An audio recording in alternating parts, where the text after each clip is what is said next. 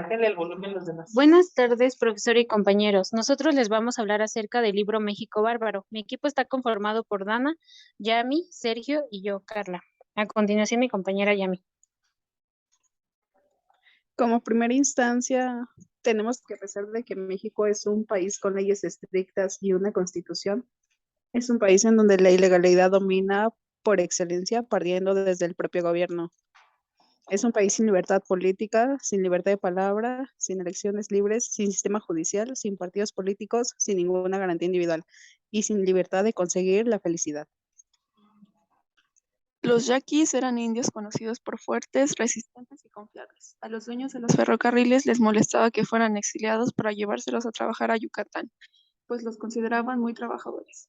Los yaquis y los españoles presentaron conflictos que duraron casi 250 años.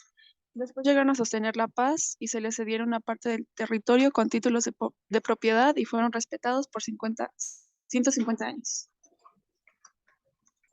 El Valle Nacional es el peor centro de esclavitud en todo México, pues ahí todos los esclavos, con excepción de acaso un 5%, sobreviven.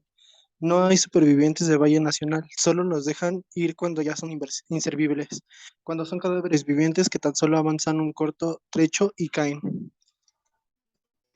El Valle Nacional es una región con 30 grandes haciendas, casi todas propiedades de españoles.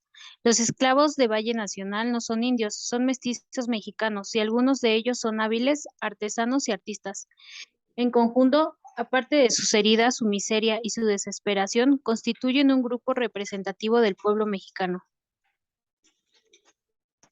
El sistema de esclavismo en México es importante resaltar que era algo imposible sin la participación del gobierno, ya que de funcionarios de los estados estaban constantemente dedicados a juntar, transportar, vender, vigilar y cazar esclavos.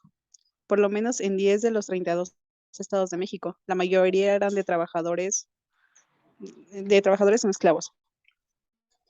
Todo esto se debía al sistema del general Porfirio Díaz. El general Porfirio Díaz, sin ninguna excusa válida y sin otra razón que su propia ambición personal, inició revoluciones para dominar los poderes gubernamentales del país.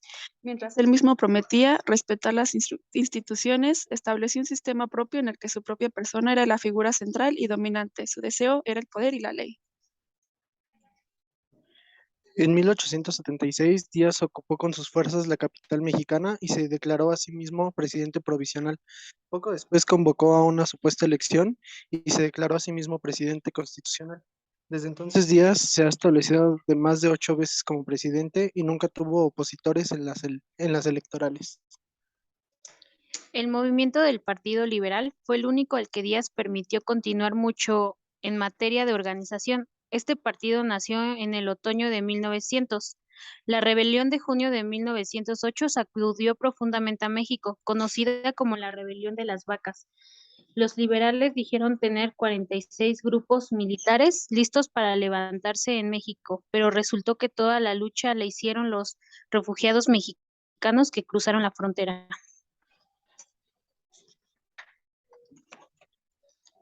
A finales de 1876, Díaz se adueñó del país por la fuerza y se proclamó presidente por unanimidad.